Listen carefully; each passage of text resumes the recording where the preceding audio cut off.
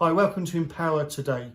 I thought I'd give you a guided tour of my study at the church today. This is where I do a lot of my work when I'm not in lockdown. You can see here my passion for Jaws, and many of you, and I'm not asking for more, although if you want to, that's fine, have given me so many things about Jaws. I love this mini Lego thing. Can you get close up on that, Mark?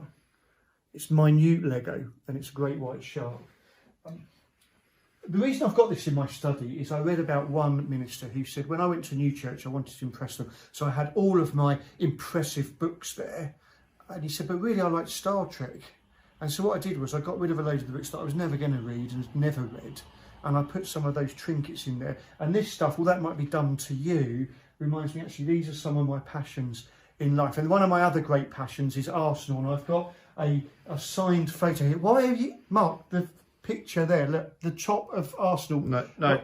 What? No, come on.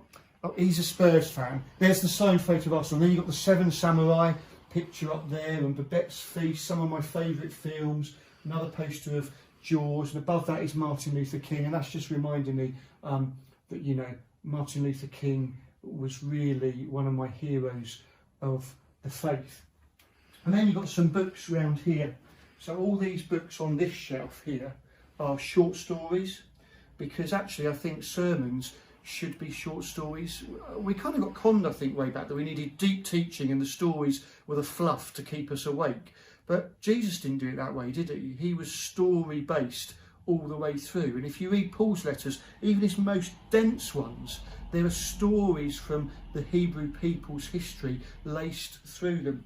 And then here are kind of some standard Christian books that I read. These books here are all about Jesus, and I work through those.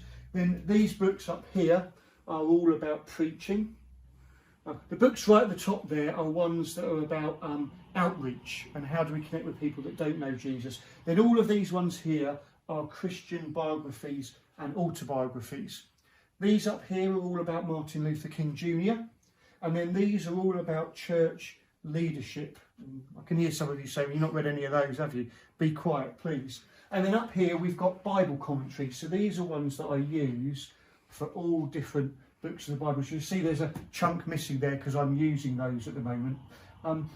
They're all fantastic books. And then you come down here and there's stuff about ethics, different versions of the Bible. So we've got the graphic Bible, we've got the Lego Bible, it's called the Brick Bible, we've got the Message version. There's so many versions of the Bible. And then here's some more complex books which I occasionally go near, and then some books on prayer down there.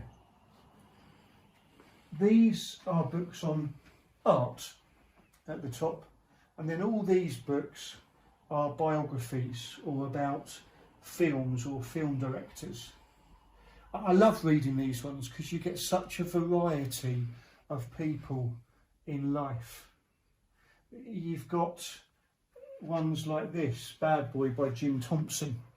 He's an American writer who got so badly involved with alcoholism at the end of his life that he just stopped eating. And a great writer, but he gave up on life. You've got ones by Barry Lopez, a magnificent writer on nature and life and earth, really worth digging into. And there's one book that I want to show you. I've not actually read this book yet, but I have watched the film of it. It's called 12 Years a Slave, and it's an autobiography. On the back it says, Solomon Northup is a free man living in New York. Then he is kidnapped and sold into slavery, drugged, beaten, given a new name and transported away from his wife and children to a Louisiana cotton plantation. Solomon will die if he reveals his true identity.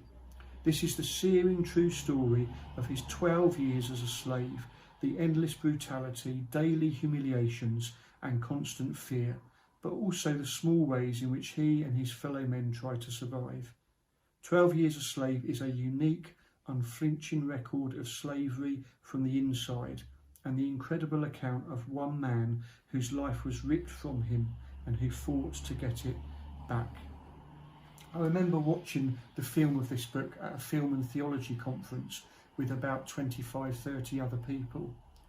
and it was a dark room, so I was able to cry without worrying about what other people might see. This film completely broke me. At the end, when we were asked for feedback and comments on the film, I said, it has made me ashamed to be a human being, to see what we can do and did do and still do to one another. I really encourage you, if you've got the stomach for it, because there are some harsh scenes in the film, to watch 12 Years a Slave. And the closing line, if you're anything like me, will break you. Paul says in Galatians 3:28, neither slave nor free. In God's eyes, because of what Jesus has done, we are all equal. No one need be 12 years a slave. Friends, stay safe.